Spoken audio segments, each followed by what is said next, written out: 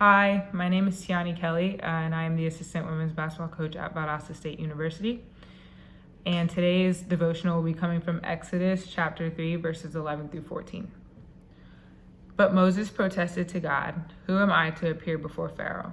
Who am I to lead the people of Israel out of Egypt?" God answered, "I will be with you, and this is your sign that I am the one who has sent you. When you have brought the people out of Egypt, you will worship God at this very mountain."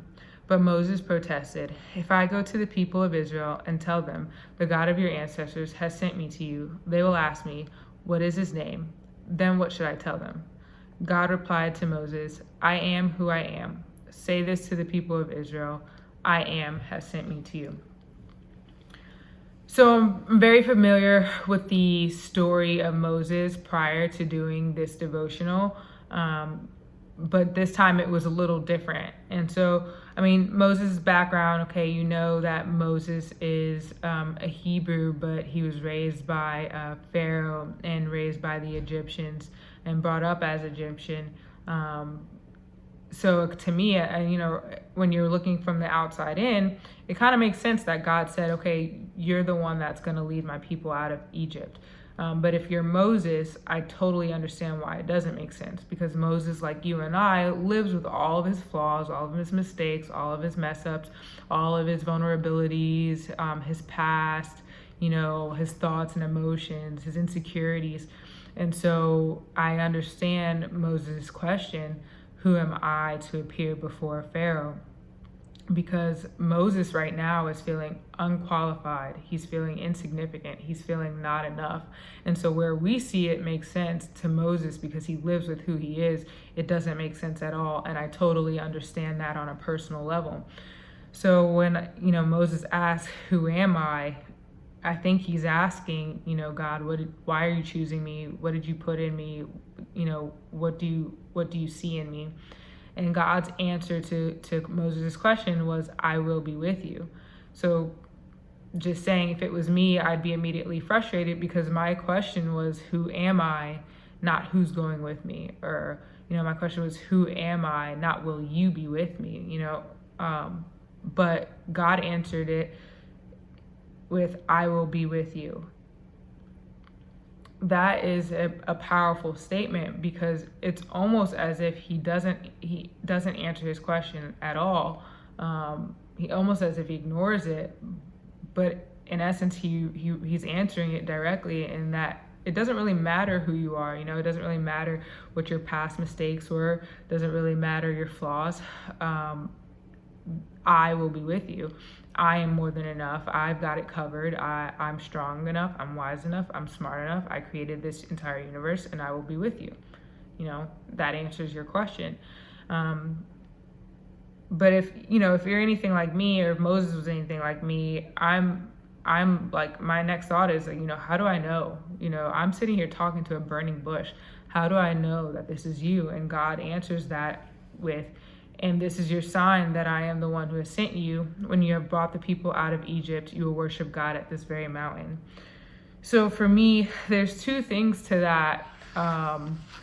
Number one, it's almost saying, when you do what I have told you to do, when you step out in faith, you will come back and you will worship here at the mountain that I'm meeting you. And that's how you'll know that that's your sign. So when you step out and obey me, when you trust me, that's how you'll know that I was the one that sent you, because you'll be here victorious and you'll know.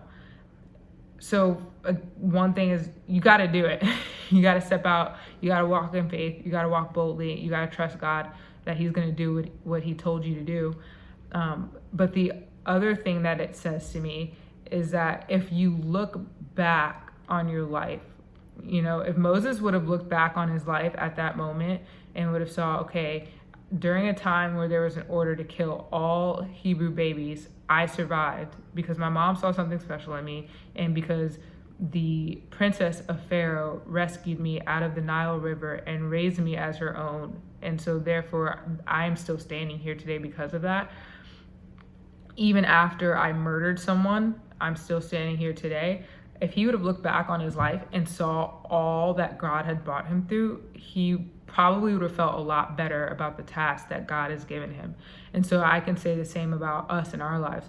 If we look back on all that God has brought us through, from the very beginning to where we are now, a lot of us probably shouldn't be standing here today, but look, here, this is where we are. And so that in itself is a sign that God is with you and has been with you the entire time. So when he gives you this task, this daunting task where you feel unqualified or insignificant, know and trust that God has been with you and he will be with you the entire way.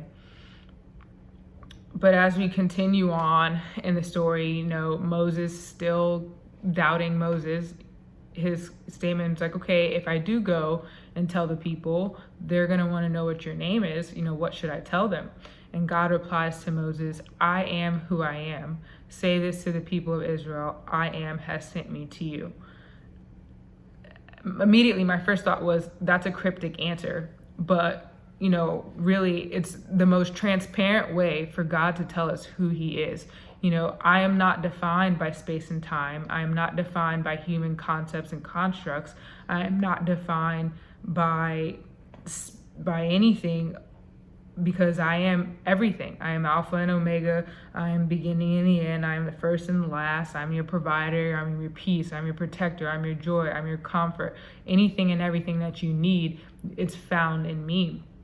And that's why he says, I am who I am. So you could put anything at the end of that. I am love. I am joy. I am strength. I am courage. I am boldness. Whatever you need to face the task that you have to face, God is with you, and God is what you need. So wherever you're feeling that lack, that unqualified, that insignificance, whatever is lacking there, God is filling in that gap, and he's filling in that space because he's with you and he is all of that. And so the other thing I got this, and this is the last part of it, is that, I said from the beginning, it kind of makes sense with Moses' life. It's like he was chosen from the beginning.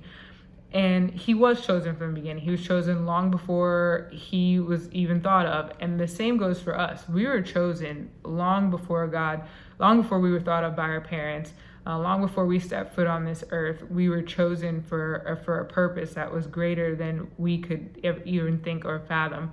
And when you're chosen, you have to know that you're a child of God, and that you are made in his image. And because of those two things, you are enough even when you're not enough, and you are qualified even when you're unqualified, because God is with you, and God, who is creator and ruler of everything and is everything, is in you, and he goes before you, and he orders your steps, and he surrounds you.